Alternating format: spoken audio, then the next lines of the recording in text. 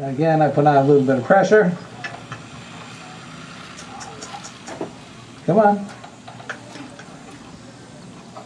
Good.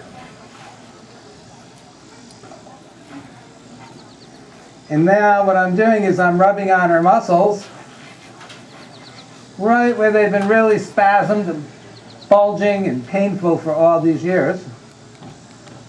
And she's thinking about it now. You can just see. Nice thoughtful look in her eye. And she also just started to press back into me. Oh, and look at that. She says, wait a minute, that felt pretty good. Yeah? Okay.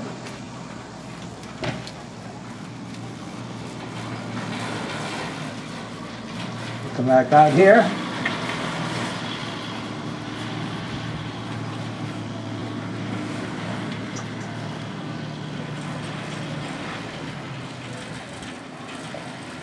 Give her neck a little rub. Right here is her worst spot.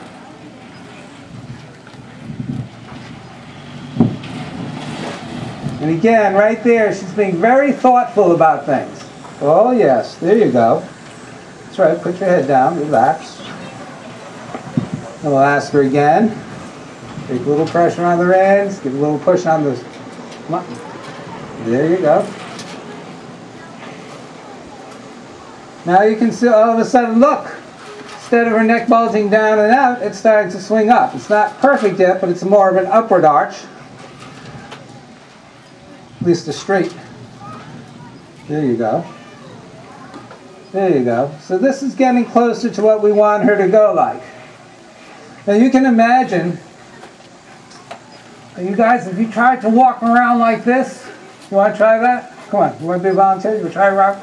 It really hurts, right? You're just, it's not a very comfortable way to walk around, is it? But that's the way she's been going around. So now we're showing her a much better way to go. And she's thinking, this is much better. Good. Good. Good. Come on. There you go, darling. There you go, darling. Yeah?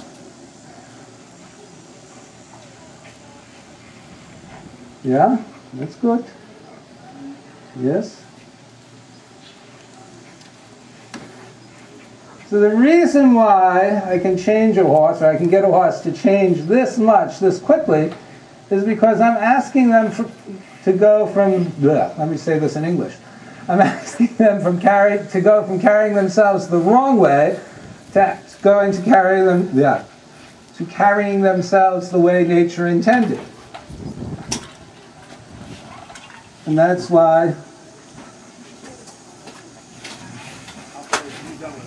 yeah, good. It blew away, sorry about that. That's why I get such quick results. There you go. Yes. Yes. Let's work her a little bit from the other side.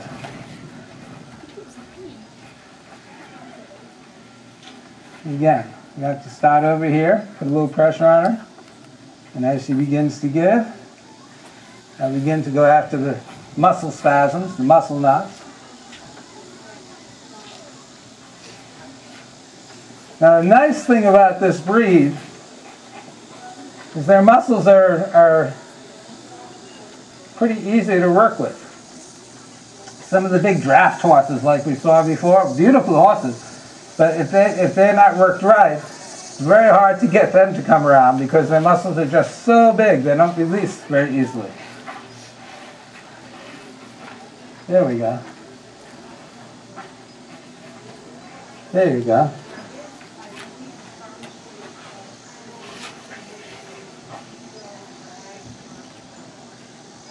She hasn't quite decided whether she likes this direction or not, this way. Here she says she needs a minute.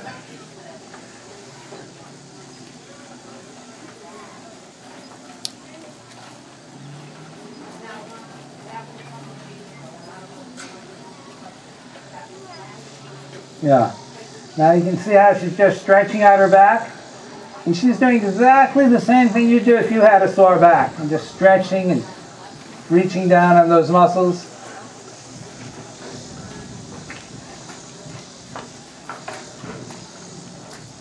Now she's just scratching her foot. That's allowed too. There you go. All right, we're going to go back to the lunge for a bit. Oh, no, we won't.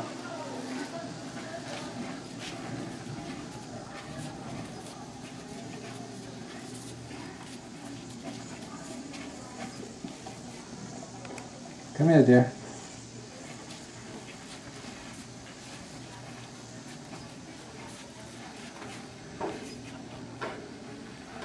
So now that I've taught her everything she needs to know about that metal thing in her mouth, although it's not confirmed yet, but I've given her an idea that when I pick up the reins, she should give to them instead of pull against them.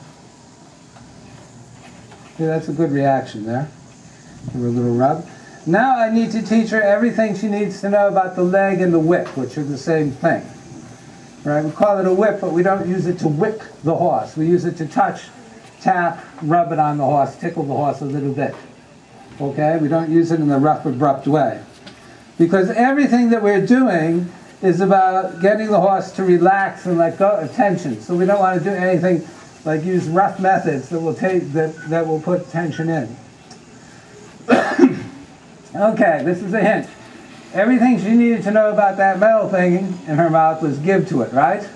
Now what's everything she needs to know about pressure from the leg of the whip? Give to it. That's it. Give to it the same way. So if I touch it with the whip, instead of fighting with it or kicking against it or whatever, she should just move away from it. Yeah, you see now she's not quite sure what to do with this whip.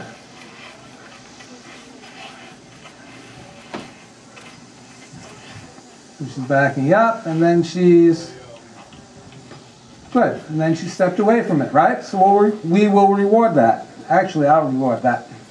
We'll sit there and pay attention. Then we ask again.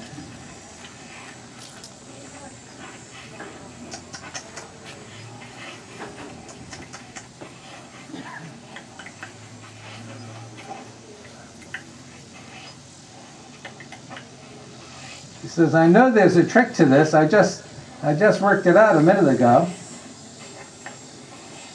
Good. That was better. That was less terrible, right? Yeah, we'll tell you, always do that. Never go for good. Because if you're waiting for the horse to get good before you reward it, you'll never reward it. But if you keep getting a little bit less terrible and rewarding that, pretty soon you'll be pretty good. So always be working towards something that's just a little bit of an improvement. All right. So that was actually better because she didn't back up. She just said, well, it's got something to do with moving this leg. Good. We'll reward that. Good. Go on. Yeah? She says, come on, there's a trick here. I know it. There you go. That was it again. She's a really easy horse, isn't she? She learns really fast, doesn't she? She's figuring me out. Right? There you go. Never even got to touch her that time, right? Got ready to touch her. She says, yeah, I know. You want me to do this, right? That's good.